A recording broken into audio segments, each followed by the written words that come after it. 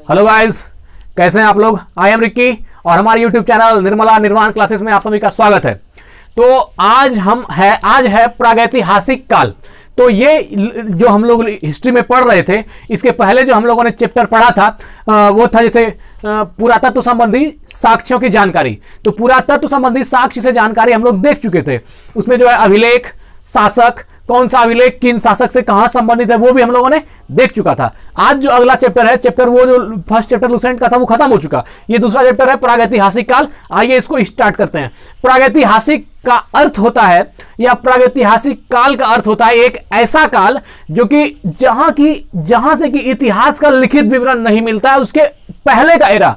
मतलब जैसे मान लीजिए कि अभी इतिहास लिखा गया 2020 से, तो 2020 से पहले जो 2019 हुआ, तो उस समय का काल क्या कहलाएगा? प्रागैतिहासिक काल। तो यहां 2019-20 नहीं समझना है, मतलब कि जहां से इतिहास लिखा गया, इतिहास का लिखित विवरण मिलता है, उसके पहले के एरा को हम प्रागैतिहासिक काल कहते हैं। कहीं कोई दिक्कत नहीं है। आइए शुरू करते हैं। तो देखिए क्या कह रहा है मित्र, जिस काल में, जिस समय में मनुष्य अपने घटनाओं का कोई लिखित विवरण उद्धृत नहीं किया, उसे प्रागैतिहासिक काल कहते हैं। कोई दिक्कत है? नहीं।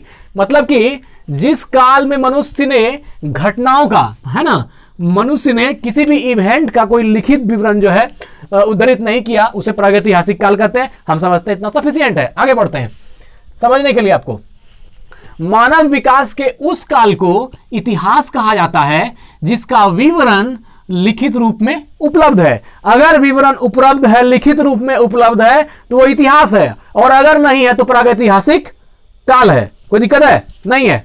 अब देखिए आगे बढ़ते हैं। तो मानव विकास के उस काल को इतिहास कहा जाता है जिसका विवरण लिखित रूप से उपलब्ध है। तो लिखित रूप से अगर उपलब्ध हुआ तो इतिहास है, और नहीं हुआ तो प्रागैतिहासिक काल है। आगे बढ़ जाते हैं।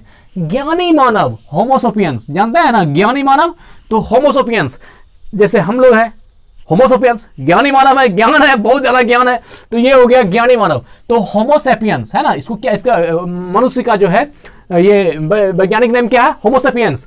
तो ज्ञानी मानव होमोसेपियंस का प्रवेश इस धरती पर आज से लगभग 30 या 40 हजार वर्ष पूर्व हुआ। तो 30 या 40 हजार वर्ष पूर्व हुआ। किसका प्रवेश? हमारा प्रवेश नहीं, ज्ञानी मानव का प्रवेश 30 से 40 हजार वर्ष पूर्व हुआ। इसका अर्थ है कि जो हमारे ये जो ज्ञानी मानव का, जो ज्ञानी मानव जब से होमोसेपियंस का जो स्टार्टिंग माना जाता है, आरंभ, तो ये कब माना जाता है? 30 से 40 हजार वर्ष पूर्व माना जाता है। अच्छा क्वेश्चन है ये। आगे बढ़ते हैं।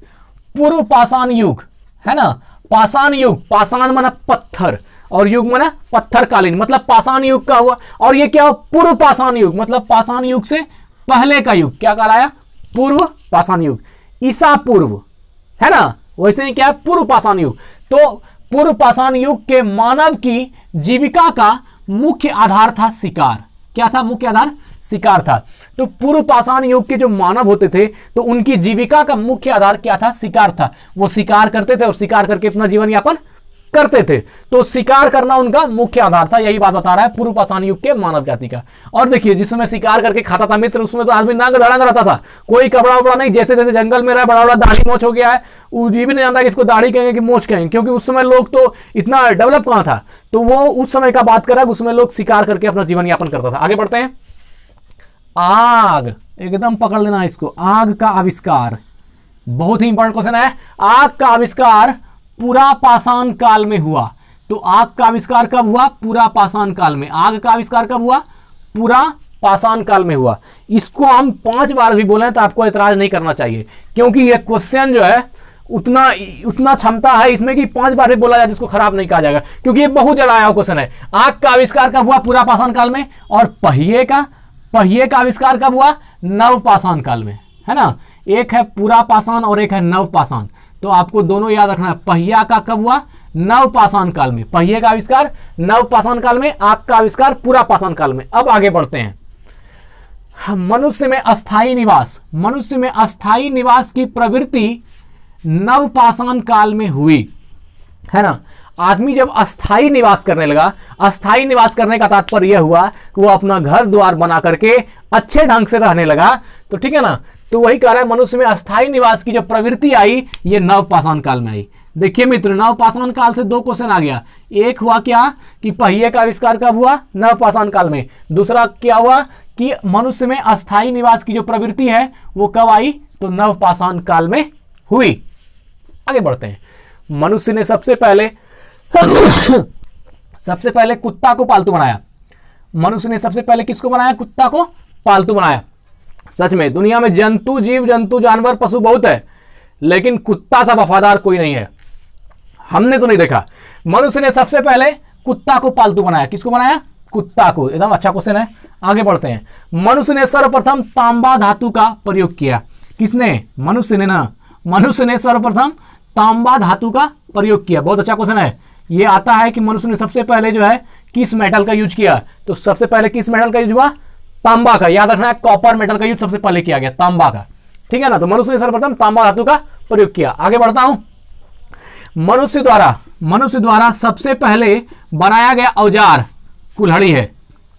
मनुष्य सबसे पहले कौन सा औजार बनाया, कुल्हाड़ी बनाया। इसका प्राप्ति स्थल है, ये कहां से प्राप्त हुआ कुल्हाड़ी, तो ये जो है अतिरंपक्कम, ये जगह का नाम है अतिरंपक्कम। तो मनुष्य द्वारा सबसे पहले बनाया गया औजार कुल्हाड़ी है, और ये कुल्हाड़ी जो है सबसे पहले कहां बना, तो ये प्राप्ति स्थान है अतिरंपक्कम में बनाया गया। ठीक है, आगे बढ़ते हैं। कृषि का आविष्कार नवपाषाण काल में हुआ। देखिए बाबू, सॉरी भैया जी, मित्र देखिए यहां, ये है कृषि, है ना, कृषि का आविष्कार नवपाषाण काल में हुआ। कृषि का आविष्कार कब हुआ, नवपाषाण काल में। मतलब कि नया, जैसे नव वर्ष आने वाला है, तो नव वर्ष मतलब नया साल, तो नवपाषाण काल मतलब समझ जाइए कि पाषाण काल का जो है न्यू फॉर्म। तो ये जो है कृषि का आविष्कार नवपाषाण काल में हुआ। मतलब नवपाषाण काल का अर्थ हुआ कि नवपाषाण काल के थोड़ा सा ये जो है शुरू वाला पाषाण काल। तो कृषि का आविष्कार नवपाषाण काल में हुआ, इसको आपको याद रखना है, कृषि का आविष्कार। आगे बढ़ते हैं। देखिए, कृषि भी नवपाषाण काल, पहिया भी नवपाषाण काल, और आदमी जो है अस्थायी निवास बना के रहना भी शुरू कब किया, नवपाषाण काल में। तो ये सब ध्यान रखना है। प्रागैतिहासिक अन्न उत्पादक स्थल मेहरगढ़। देखिए, इस स्थान का नाम क्या है, जहां से अन्न का ये मिला है ना। तो प्रागैतिहासिक अन्न उत्पादक स्थल मेहरगढ़ पश्चिमी बलूचिस्तान में अवस्थित है। तो देखिए, प्रागैतिहासिक अन्न उत्पादक मतलब प्रागैतिहासिक काल में जो कहीं से अन्न प्राप्त हुई, तो ये जो अन्न का जो उत्पादक स्थल माना गया, जहां से कि अन्न निकला, तो वो मित्र है मेहरगढ़। उसमें किसको माना गया है, मेहरगढ़ को माना गया है। और मेहरगढ़ जो है पश्चिमी बलूचिस्तान में है। कहाँ है, पश्चिमी बलूचिस्तान में अवस्थित है। ध्यान में रखना चाहिए सब ऑब्जेक्टिव कि मेहरगढ़ कहाँ है, तो पश्चिमी बलूचिस्तान में अवस्थित है। चलिए आगे बढ़ते हैं। अगला है, कृषि के लिए अपनाई गई सबसे प्राचीन फसल गेहूं एवं जौ थी।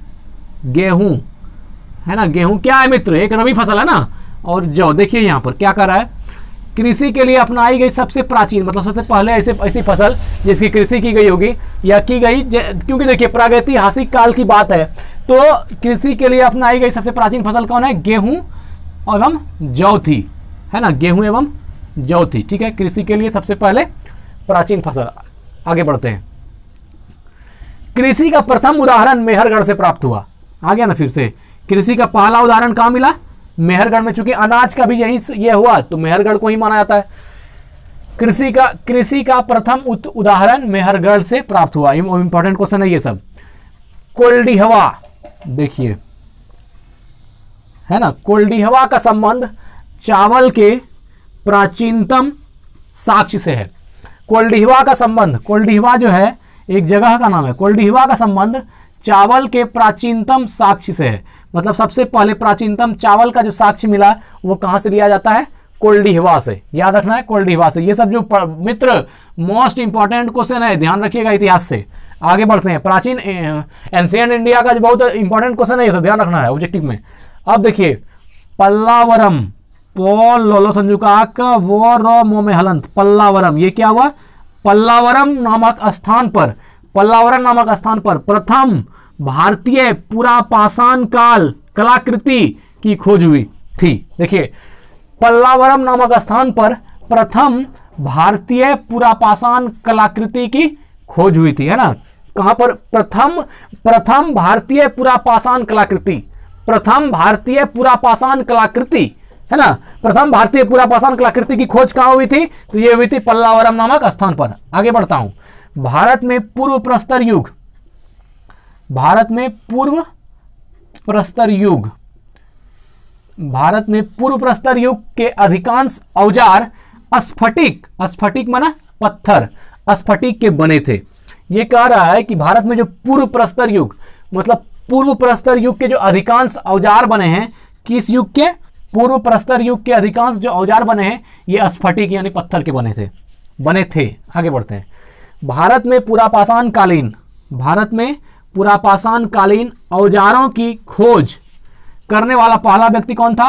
Robert Bruce Foote. याद रखिए इसको, रॉबर्ट ब्रूस और फूट थे।